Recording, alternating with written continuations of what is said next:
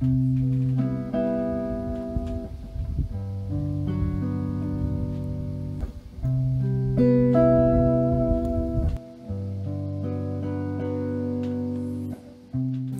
time I will take you with me across the Hardanger Plateau, the largest of its kind in all of Europe.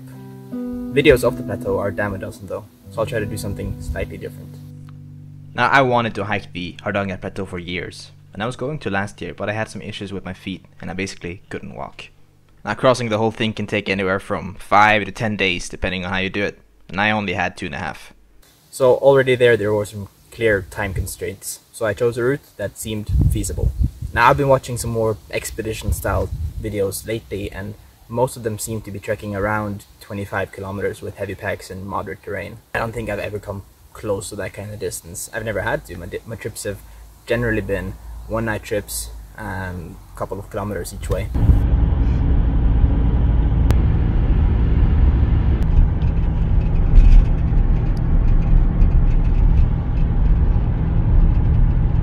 The route took us down some crazy back road, gravel roads.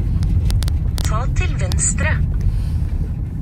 And through forests and over mountains and through the valleys and basically every kind of terrain type you can find in Norway.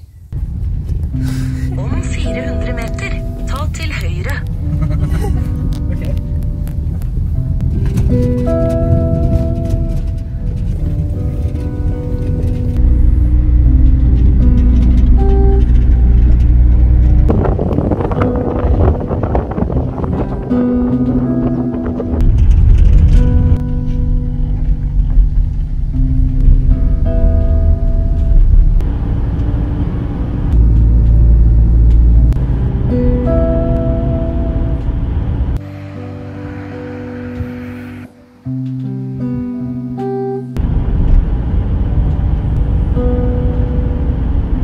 We arrived at our starting off point for the trip at around midnight.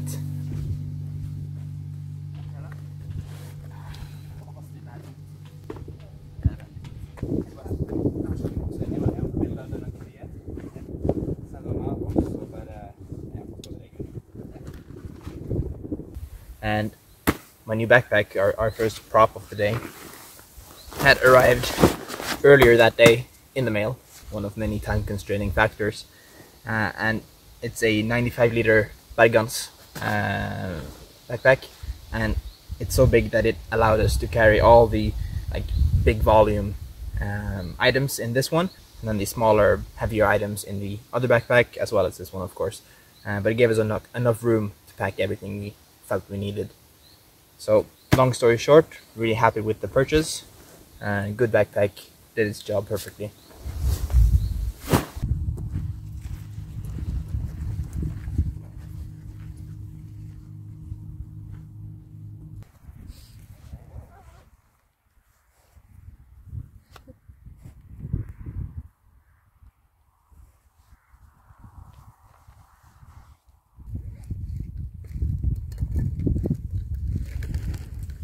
Now I have this super cheap headlight, cost me like $3, 30 crowns. It works great, but it has a history of draining batteries, so I left it empty and then I just put the batteries in when we arrived.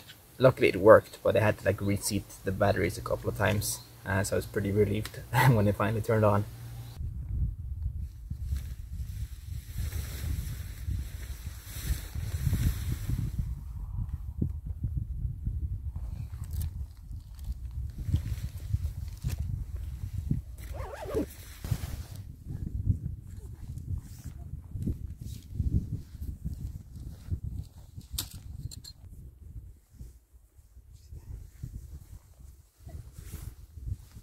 Now, after getting camp sorted, I realized I'd made a pretty huge mistake. This is the gas canister that I brought with me for the trip. It's extra large, so we would have plenty of gas. We wouldn't have to ration it actively. But if you look here, you see no threads, so it wouldn't fit on my burner. So the next day, I had to hike all the way back, drive off the mountain to a small village grocery store, and they had one canister of gas that was threaded and did fit my burner. And by the time I got back, it was noon.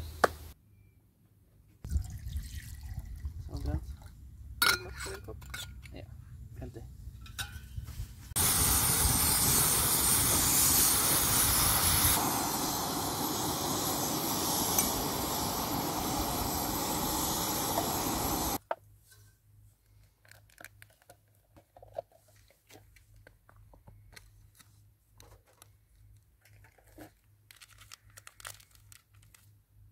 So this coffee, it's called Buddy Dean. It's from Thailand.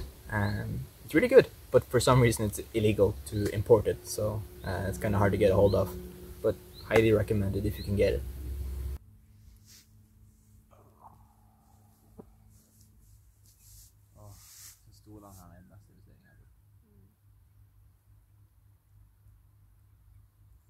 It was now midday, and we had a long hike ahead of us. Ideally, we were going to hike 24, 25 kilometers, at least 20, but we were starting to feel kind of uncertain about whether it would be possible to actually go that kind of distance, especially with the late start. And if it wouldn't be possible, would it even be possible to finish the trip in its entirety? And that kind of uncertainty, like nagging in the back of your head, it's kind of exhausting.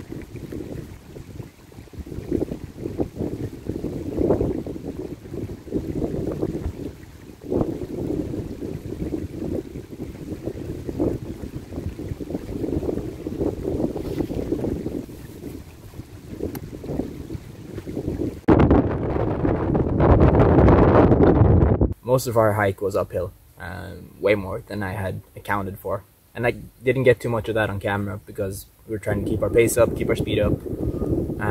But it was pretty tough on both our legs and our backs with the heavy packs we had on. And it definitely made it so we couldn't keep the pace I had expected us to keep. After about 7 hours of hiking, my feet were blistered and my body was just depleted. There was no way I was going to be able to walk any longer.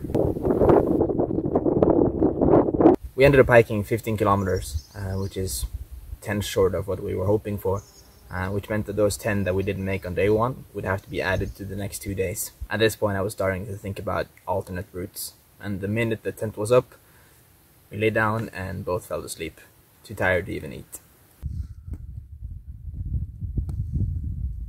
Now, waking up the next morning, I didn't feel too good. I knew that if we continued towards our destination on day 2, we would have to go all the way to get off the mountain. This was our last chance at turning back. So I did a reality check. Can we finish? Maybe. Maybe. If we finish, is it going to be a nice family vacation? Absolutely not. Okay, so what's more important to me?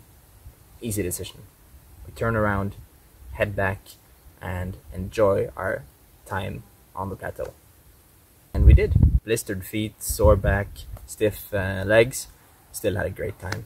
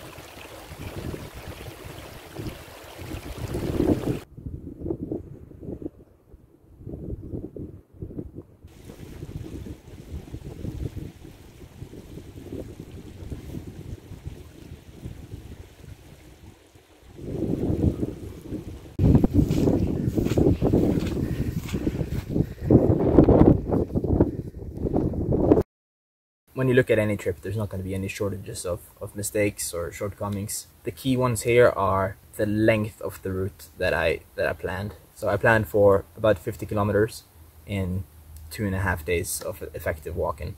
That seemed feasible in my mind. If we could do like a roughly 20 a day, that was too much. And that's on me for planning too ambitiously. At the same time, that being the biggest error, was also like the reason for the trip. How far can you push? How fast can you move with that kind of weight on your back? What other mistakes did we make that were preventable? We probably packed our packs too heavy. And the last big mistake, at least on my part, was my choice of footwear. I tried to take some low like ankle height hiking shoes, and they twisted and turned.